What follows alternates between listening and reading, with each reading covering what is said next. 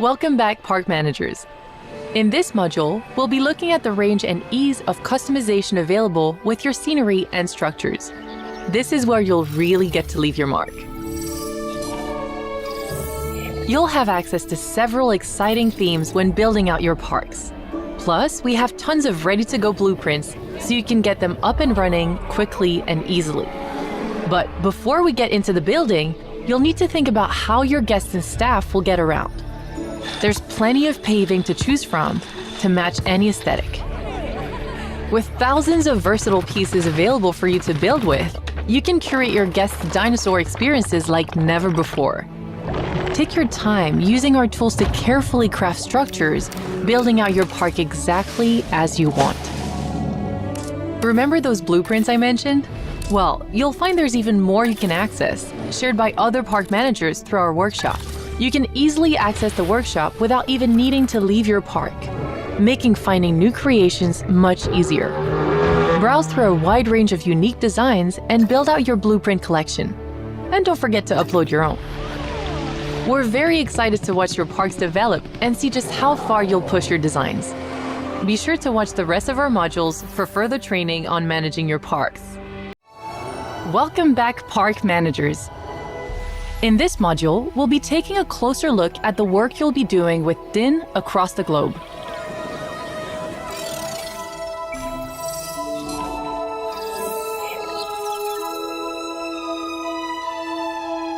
Cabot Finch, our managing director, set up DIN in response to the massive dinosaurs struggling to integrate into our world.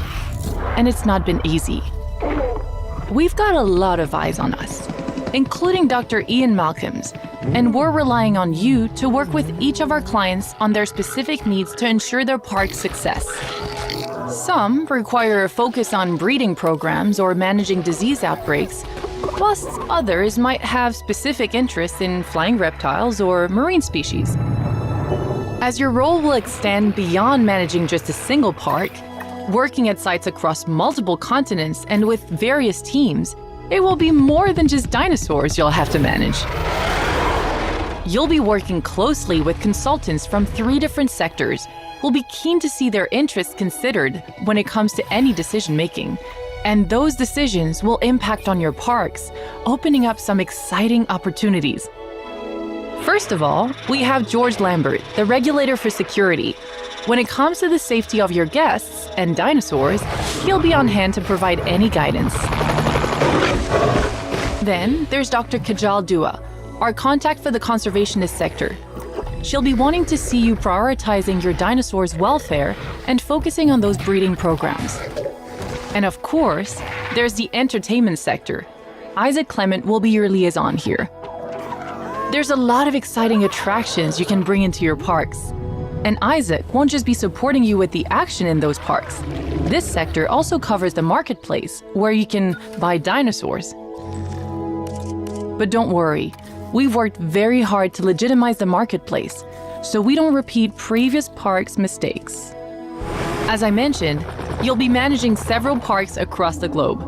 As your skill set and research grows over time, you'll be able to freely travel between all of your parks, keeping them up to date with the best technologies and dinosaurs that you've discovered.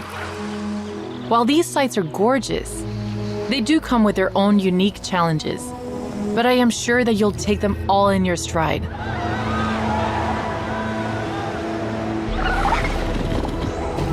And I have no doubt that your global efforts will be a success. Be sure to watch the rest of our modules for further training on managing your parks.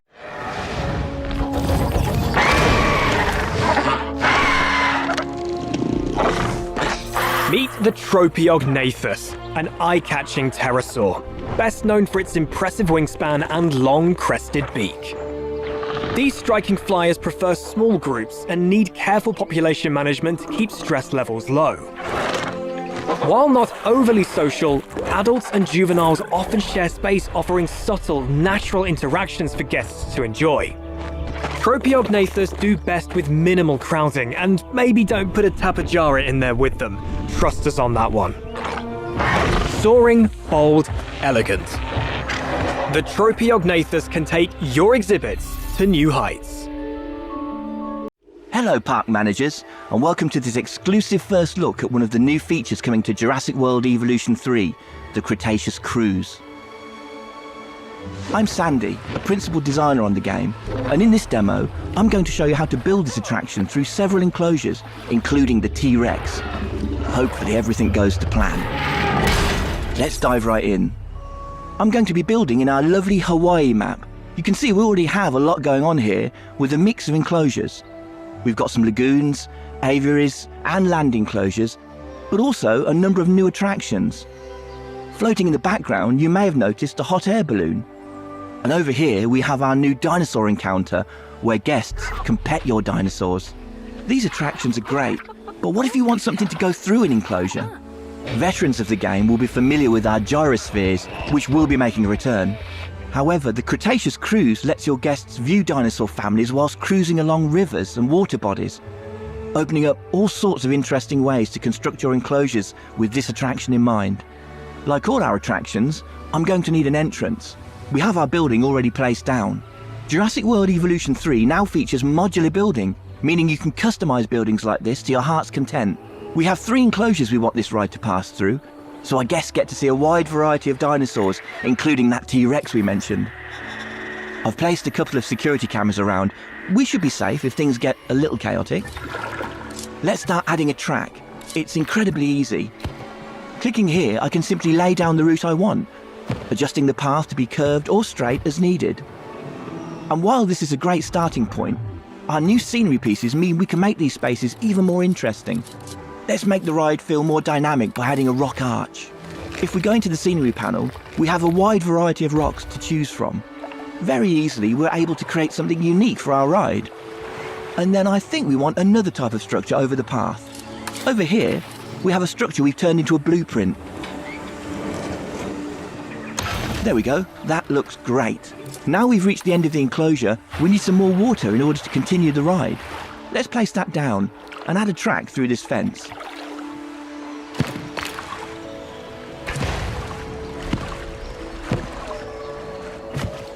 In this new enclosure, you can see that we have these elevated areas of terrain that can act as natural barriers to keep dinosaurs separated. You no longer need to rely purely on fences to house your dinosaurs. I'm also moving into deep water now. Deep water is a new feature and a need for some of our dinosaurs. Certain species will be able to navigate through the water or swim. We can see in this enclosure we have some brachiosaurs. They're able to wade through deep water. On the banks of the river, you can also see foliage we've laid down to create a canopy around this area. Let's use one of the compound brushes to finish off a section over here. The scenery brushes make detailing your spaces super simple. We now have our ride complete. Let's open it and head down to guest level. There's multiple perspectives you can choose from when interacting with the kayak.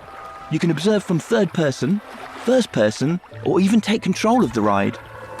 In this perspective, you will take control, allowing you to move the kayak freely both along the track ride or outside it. From this vantage point, you can get up close to the dinosaurs. Let's take a look at our Parasaurolophus. In this enclosure, we have a number of males and females, each with their own unique colour and pattern, making the dimorphism quite apparent. Dinosaur traits will be able to pass down from generation to generation, with certain features being worth more to your overall park rating. Over here, we can see the juveniles as they play in their enclosure. They'll interact with each other as well as adults, so keep an eye out. As we head into the next enclosure, let's hop over to one of the guest kayaks and check out what they're able to see. Passing through the canopy, it's a great chance to call out just how good the new lighting and water in the game looks. It adds so much to the effect of this attraction. And finally, we make our way into the T-Rex enclosure. These guys can get a bit restless with boats travelling through, so you want to keep an eye, or preferably a security camera, on these sorts of enclosures. That about brings us to the end of our demo, and hopefully you can see just how creative and dynamic this new ride will be. There's so many ways to integrate it into your parks. I'm very excited to see what players will do with it when the game launches on October 21st.